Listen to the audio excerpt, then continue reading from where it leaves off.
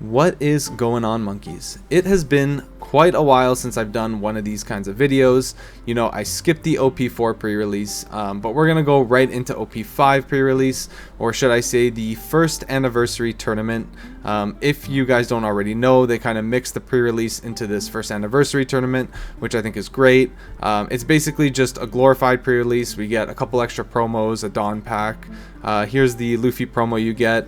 I think this was given out at an anime expo and Gen Con as well, but this one specifically will be stamped, if you can see the stamp there, with the first anniversary, as well as a classic pre-release pack and a first anniversary Dawn card pack. So you'll get one of these two Dawn. Both Dawn I think look great. Definitely a lot of people will be chasing these Dawn, so try to get into as many of these as you can. You know, I know sometimes they can be difficult, and then if you do end up winning, which you should after watching this video, you will end up with this winner Luffy card, which I think personally is the best, nicest looking winner card they've had to date for these pre-releases. So I definitely will be trying my hardest to get a couple of these at the very least.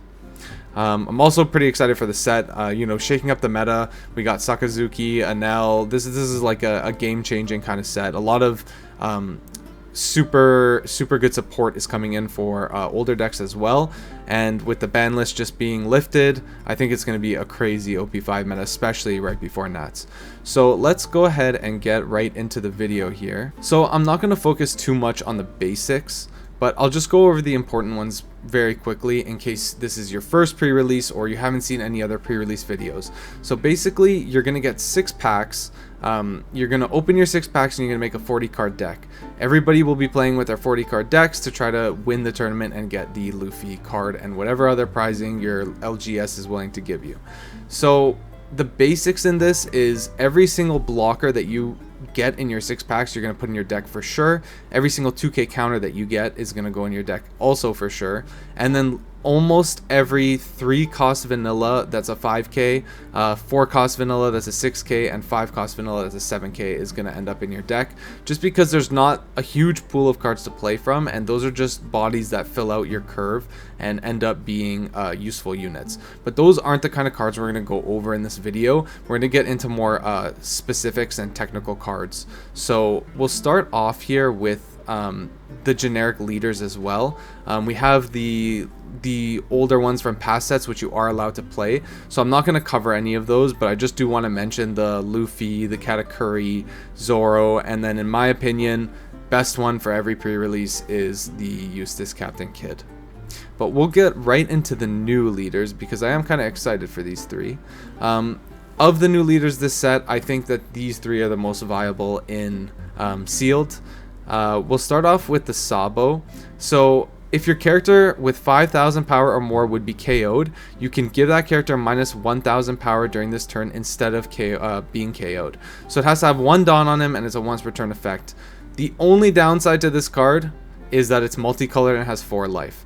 But other than that, I think it's great. I think it would be a lot of fun to play it. Don't get me wrong, I think Kid or Katakuri might be a little bit better, but this is definitely a very viable option if you do want to go that route. And then there is also a lot of revolutionary cards in the set that synergize with this leader. So if you pull enough of those cards, it's definitely a viable choice. Next we have Rosinante. This one's interesting. Same concept. Keeps your characters alive by blocking an attack with your leader. I'll probably play Sabo over this since they're both 4 life. But if this is 5 life, I would definitely play this. I would definitely play this for my pre-release, just because I think being able to block and keep your units alive and sealed is like it's a huge game changer. I still think this one can be viable, but I'd probably pick Sabo over it. And then lastly, we have Enel. And although this is also a 4 life leader, I don't count it as one because you will have a minimum of 5 life every single game that you play with this leader, like unless you get super unlucky or you really mess everything up. But this thing could be crazy in sealed. This could be one of the leaders that I mentioned earlier, where next set you might even be playing Enel again in your sealed, because if you're able to add a life every turn, that's just insane in this game. But definitely for fun though, like definitely a fun leader to play in sealed. I would all three of these are probably a lot of fun to play. My order would likely be Anel 1, Sabo 2, and then Rosinante 3rd. But with all that being said, I still expect the majority to be Kid and Katakuri. Those two are just exceptionally good in sealed. Katakuri, especially in a set that has a lot of triggers, which this set does, being able to see yours and stack your triggers or your opponents, and then just having 1 Don 7k in sealed is just, it's really cracked. Kid being able to swing twice is amazing, so I do expect to see 90% of players playing those two. But again, don't let that stop you from playing one of these three. I think these three are great choices, and you can beat either of those leaders at any point. So with all that being said, let's get right into the characters and the events that you'll want to be drafting in this set. So we're going to start off with the one and only black card in the set. I went through all the black cards, and honestly, they all, for sealed at least, like in constructed, that a lot of them are great, but in sealed, a lot of them are average or below. Especially the Celestial Dragon cards. But literally, one of the most cracked cards in this whole set is the one and only Rebecca that we have here. So I know I said you have to put in all blockers regardless, but I just wanted to bring up how broken this card is, because not only is it a blocker, but it adds a card from your trash to your hand. So how can you not play as many as you pull in your packs? And then after all of the black cards, we go to, we'll go on to blue here. We'll start with the 6-cost Isho.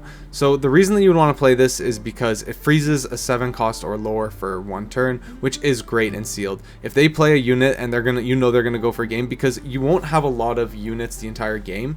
So if they play one and you're on 1 life, and you're able to stop that one from attacking, it can literally win you the game right there. After Isho, we'll move into one of my favorite cards of the set, in sealed and in constructed, and that is Ulti. So basically with Ulti, if you're playing a multicolored leader, you can look at the top 3 cards of your deck and add any of those 3 cards, any one of those 3 cards to your hand, and put the rest on the bottom.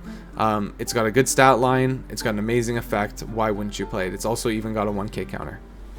After Ulti, we will move on to Dalmatian. 4-cost 5k. On KO, it draws 1 and it adds 1 to the bottom of the deck. So it's just a good cycle card overall, decent stat line, and a 1k counter worst case scenario. And again, important factor in sealed is having those counters in your deck. After Dalmatian, we'll move on to X-Drake. Again, a blocker, but one of the absolute best cards in sealed, so I didn't want to point this one out. On play, it's a Dofi effect. You look at the top 5 cards of your deck, you rearrange them, and you put them back. That is like so critical in sealed. Like knowing what you're going to draw and being able to stack better cards in the top 5 is just so important in a game that only lasts the amount of turns that a seal game does, right? Because it is a lot less than a constructed game. So that card is critical. Put as many as you can, as many as you draft in your deck. And then next we've got Houndblaze. So this is the first event that we're looking at here. A lot of you guys probably already know what this card does. If you've looked into Sakazuki, it's one of the best cards in the deck. Basically, it's 2 Dawn, boosts a unit by 3k, either your leader or a character, and then bottom decks at 2 cost. So at worst, it's 2 Dawn to increase something by 3k rather than using 3 Dawn.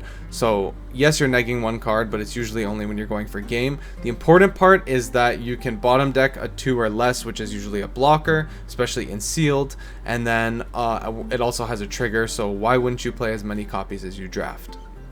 Lastly, wrapping up the blue cards, we have 10-drop Kaido. The new 10-drop Kaido, that is, not the old purple 10-drop Kaido. This one is just a big boy that draws 4 cards, 12k attack, self-explanatory, why wouldn't you play it? Next, we'll go into the green cards, starting with Monet. Blocker again, but on block, it rests a character with cost 4 or less. So this thing can potentially block 2 attacks, especially if your opponent doesn't read your cards, which people love to do in One Piece. So I recommend playing as many as you get, but again, it is a blocker, so you will be playing as many as you get. Just make sure you remember that it has an effect as well. The only other green card that I have on this list is because the side of justice will be whichever side wins. Basically, this card is the Gum Gum Rain or the Table Manners of green cards. Green finally got a 0-cost event where you can pitch a card to gain 3k power. So again, it's great and sealed. A lot of people don't see it coming when you use up all your Dawn. But the trigger is also great. It rests one of your opponent's characters with a cost of 4 or less. So I think you should play, if you get 1 or 2 of these, put them both in your deck. It's probably going to be a rare as well, so you likely won't get more than 1 if you do, but again, great. If you get 3, throw them all in. But the trigger will literally win you a game, I promise you. If you hit that trigger, you're getting saved, you're tapping a blocker, you're winning the game with that trigger. After the 2 green cards comes 2 purple cards. So we got Uso Hachi and Jinbei. So Uso is a great late game card. It can rest a blocker and steal a game, while Jinbei is a great blocker that can gain 1k attack. Both solid cards to draft, both pretty self-explanatory. One's a 2k counter. They're just, you see them, throw them in. They're both, again, 2k counter and blocker, so you're playing both. Finally, we'll move into the red cards here. And honestly, red, as you can see by my screen right now, seems to have the most power in sealed format this set. I don't think that it has the most powerful cards in the set. I just think for sealed specifically, it definitely, the red cards are definitely the best, which is usually the case because aggro is kind of a win condition in sealed. So we're going to start off with red with Inazuma. If you have a character with 7k or power or more, this character gains rush. It might literally be the best sealed card of this format. It's a 3 cost rush most of the time, especially if you're playing around it, if you're playing for it. A lot of people won't see it coming. A lot of people don't play around rush and sealed because A, they don't know about it, or B, they're just not expecting it because a lot of people don't expect rush in a new set.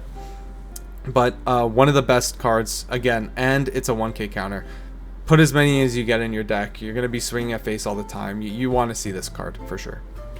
Our next revolutionary army is Karasu. So this card's insane if you end up choosing Sabo as your leader.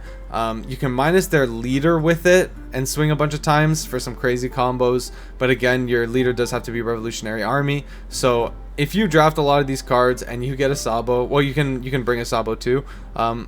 I'm going to try it out. I'm going to try it in at least one of the pre-releases because I got into 2 and I really do want to try out Sabo. So this card is pretty cracked if you can get some combos off with it. And then next we got Chaka. Pretty self-explanatory. Great card for a format like this. Put in as many as you get. One of the best cards in sealed. Kuma's the next card. Now this is nothing crazy, but in sealed there's going to be few 2Ks or few 2K or less blockers, and at worst this card is a 1k counter. You're going to need cards to fill your deck. If you see that palm, throw it in your deck because it can be relevant. It can win you games, it can steal you games just by being able to get over one of those blockers. So definitely throw one of those in. Next is Pell, Bird Boy himself. Top 5 sealed cards of the set in my opinion. Being a 3 cost means you can play it at any point in the game, and it's always going to be relevant. It has a good effect, and it's a 1k counter. It's a no-brainer for me. And then the last red card is Morley, who I think is also a top 5 in the sealed set. So it's a 3 cost 5k basic stat line. It basically can't be blocked, which is insane. And the trigger is amazing. It plays the card. Like this can win you games in so many different ways. It's unblockable Luffy. Like just play this card, please. If you get it, put it in your deck. The only concern is that it doesn't have a counter, but 99% of the time you're going to play this card. Moving on to the last 2 red cards, both of which are events. We have Emporio Energy Hormone and Fire Fist, the new Fire Fist. A 2 cost, minus 4k to something, and pop a 0 power. So it's a great card in sealed, and it's an amazing card in constructed. The trigger is to activate its main effect, which is also great when they're attacking you. And as for the Emporio card, I think if you go the Sabo route and draft a lot of revolutionary armies, you should definitely play this card. It's very playable. Both great cards, but definitely put in as many Fire Fists regardless of what deck you're playing.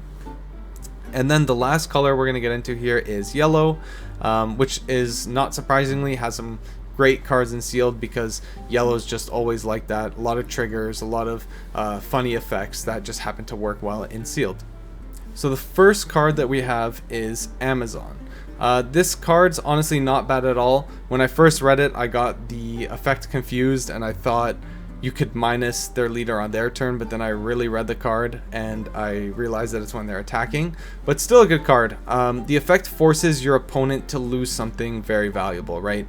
Either they're losing a life, which they're almost never going to do, or they're minusing attack on something, and then the attack is usually going to fail or something. And then on top of that, they have to kill the Amazon when it's tapped, or else it's just going to be able to do it again next turn.